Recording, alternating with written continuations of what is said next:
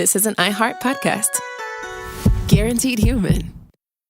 Lowe's knows Sundays are for football, so tackle your home improvement projects by Saturday and earn your Sunday with great deals on LG and Bosch appliances, select Bounty and Swiffer cleaning products, and more. Then once your to-do list is done, get ready to kick back, relax, and enjoy the game. Shop in-store or online now and earn your Sunday with help from Lowe's, official partner of the NFL. This episode is brought to you in part by Uber Eats. Every time you sit down to watch the game, you find yourself getting a little hungry. Football and food just go together. Good thing Uber Eats has game day deals all season long. We're talking savings on your favorite eats and snacks, wings, pizza, chips, drinks, you name it. Whether it's from your favorite restaurant or straight from the grocery store, Uber Eats has deals on everything you need for game day. Get game day deals on Uber Eats. Order now. This is the Late Round Podcast with your host, JJ Zacharisa.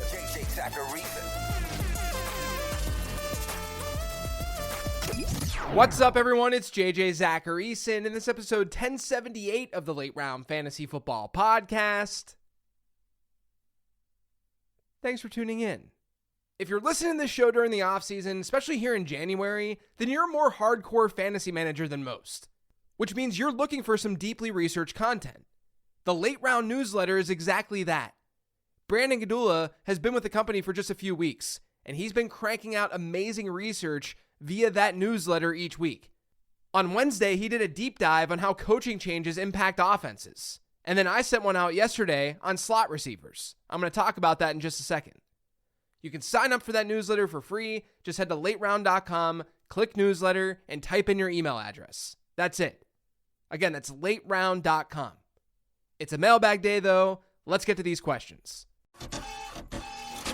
The first one's from Twitter. It's from @RHCPVikings. It says, thoughts on Travion Henderson versus Ramondre Stevenson going into next year.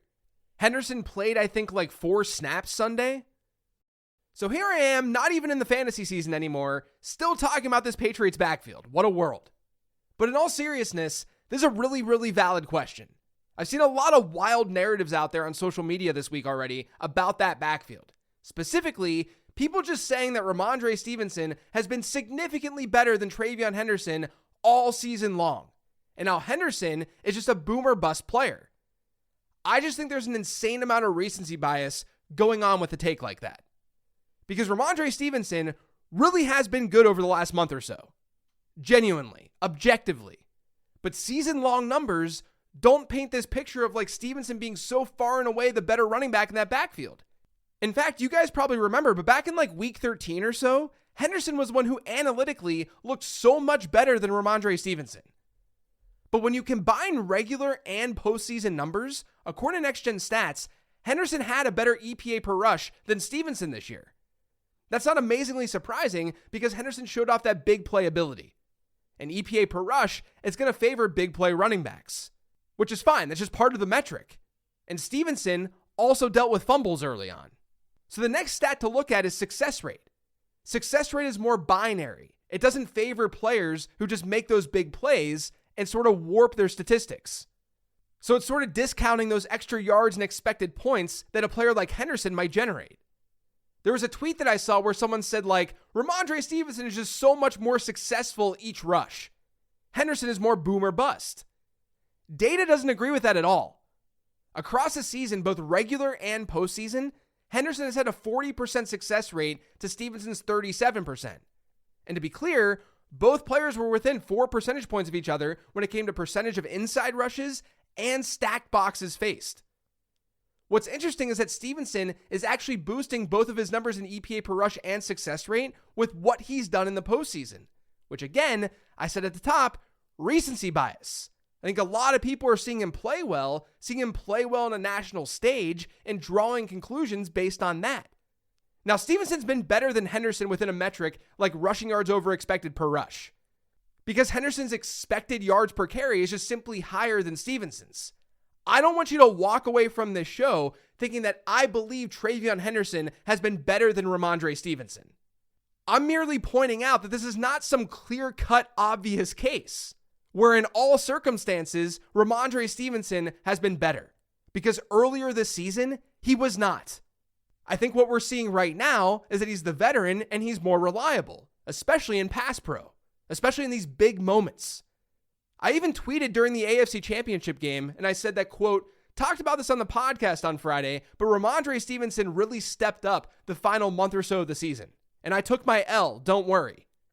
Has been a totally different, inspired player. This current environment is why they need him. And I sent that tweet during that AFC Championship game. The snow was coming down. The weather wasn't very good. They needed that bruiser. They needed Ramondre Stevenson. Stevenson wins in different ways than Henderson does. We've talked about that. We've known about that all year. I still to this day don't think that they're using Henderson optimally, but that's for another discussion. The fact is, New England's been in some games this postseason in particular where they've needed that bruiser. And that's more Ramondre Stevenson's style than Travion Henderson's. They've seen positive game scripts. They've faced offenses that haven't been lighting up the scoreboard. Their defense is playing really well. All of that is a formula for a player like Stevenson, not Henderson. I think that combined with the potential shoulder injury for Henderson, that's why we saw so much Stevenson in that game against Denver. Now, what this looks like beyond this season is kind of anyone's guess, because running back usage, it comes down to a coaching decision.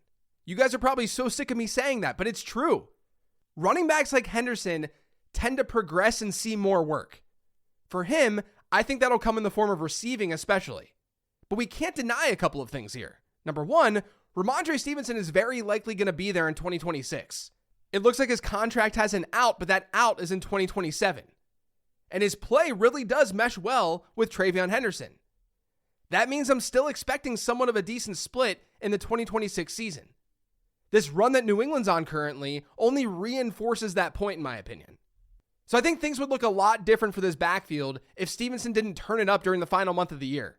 And if New England didn't go on this playoff run, where they've been forced a little bit to lean on that bigger running back. But that's just the reality of what happened. That's where we're at. And it's probably going to hurt Travion Henderson, at least in the short term, at least in 2026. This next question is from Twitter. It's from @thedunit13. It says, which free agent running back are you most excited / curious to see where they sign? The answer to this has to be Travis Etienne, in my opinion. On one hand, Etienne had a good season from a fantasy perspective, especially relative to cost. On the other, how good was he actually? Now, most running back metrics, they tell us what happened.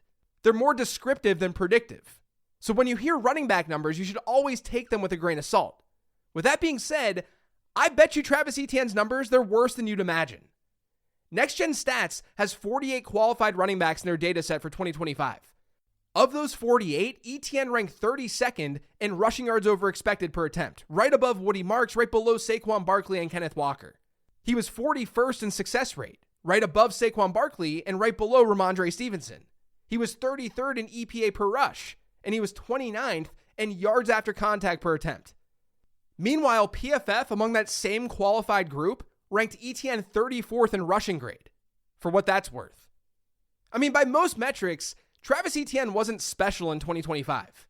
But by many counting statistics, he was fantastic.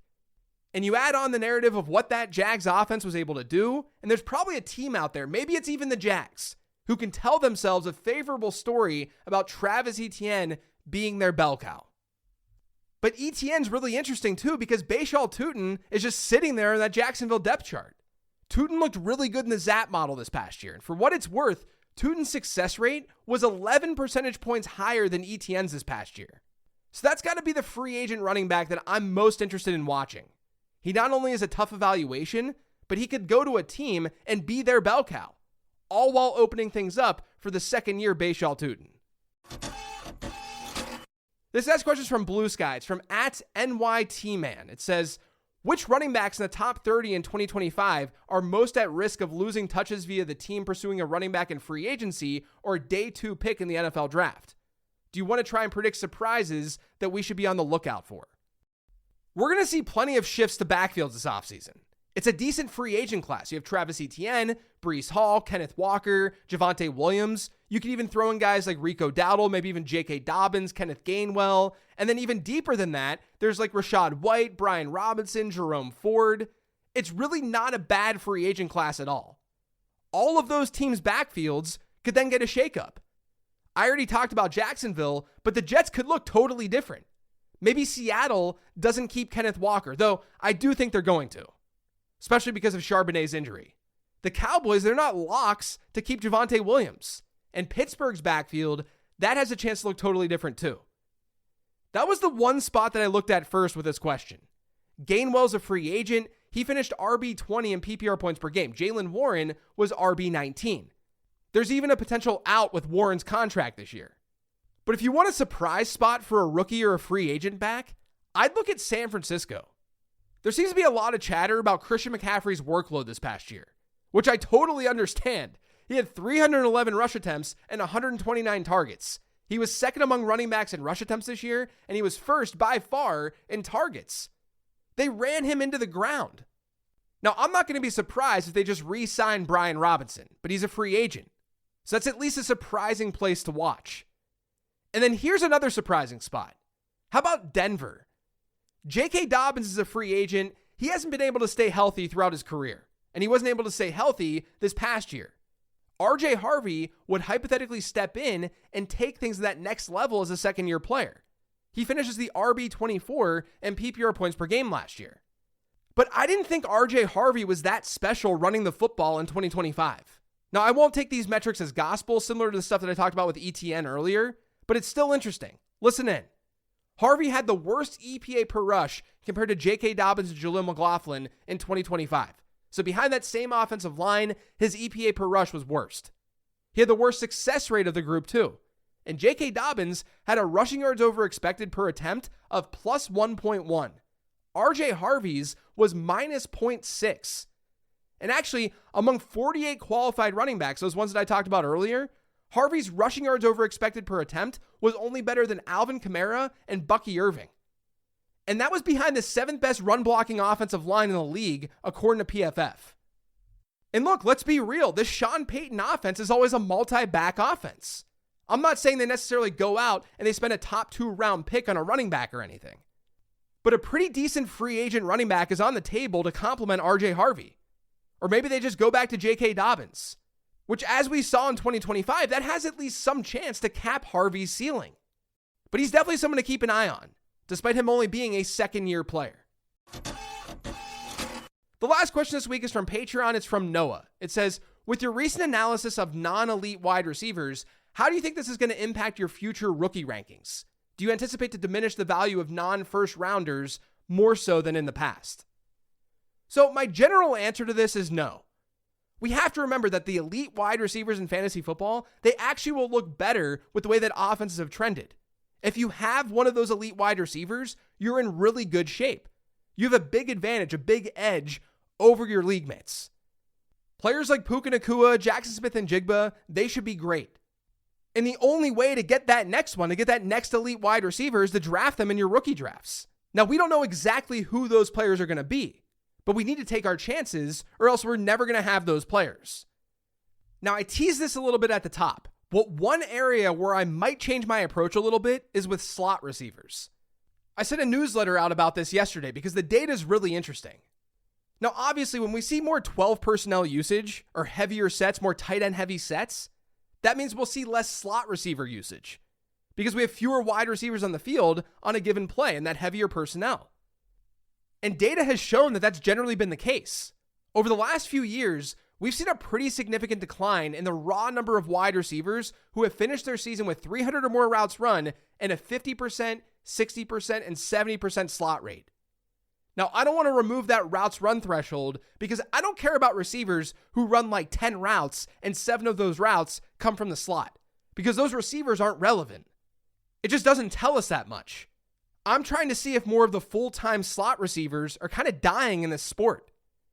In 2025, we only had 3 wide receivers get to 300 routes run and a 70% slot rate. The average from 2011 onward, according to PFF data, was closer to 12 of those players per season. We had 3. And it's been like that over the last 3 years. Specifically, over the last 2. We've seen fewer and fewer pure slot guys. And that's translated to fantasy too. In 2025, only one wide receiver of those three with a 70% slot rate and 300 routes run, only one of them hit 10 PPR points per game. Since 2011, we usually see 5 of those players per season. Meanwhile, if you take the number of slot targets seen by tight ends and wide receivers over the last 15 years per season, the percentage of those targets going to wide receivers is declining, meaning wide receiver slot target share is going down. It peaked around 2018-2019 when 11 personnel was super common, when we had those 3 wide receiver sets all over the NFL, but it's trended downward ever since. So what that means is that if there's a prospect out there who didn't prove that he could win on the outside in college, one who profiles pretty strictly as a slot, we should probably discount that player. If that kind of player exists in your redraft league, you should make sure he's going to play in an offense that features more 11 personnel, because that's actually going to get him on the field. Now, I've talked a lot about this over the years, just generally speaking, that slot production can be really, really valuable. But you want your wide receivers who are playing in the slot to also play out wide, like we've seen with like an Amon-Ra St. Brown, with a CD Lamb in the past. You don't want a Josh Downs or Jaden Reed type situation where they're both extremely talented players. And in my opinion, they can probably win on the outside. But they're limited in fantasy because their teams just don't allow them to play outside of the slot. So overall, nothing crazy has to happen with your wide receiver evaluation in Dynasty. But I do think you should keep that slot stuff in mind. That's it for today's show, though. Thanks to all of you for listening. If you yet subscribe to the Late Round Fantasy Football Podcast, make sure you are by searching for it pretty much anywhere podcasts can be found. And don't forget to follow me on Twitter and on Blue Sky at Late Round QB.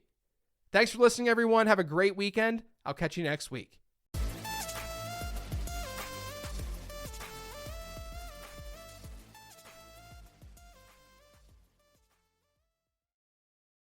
This is an iHeart podcast.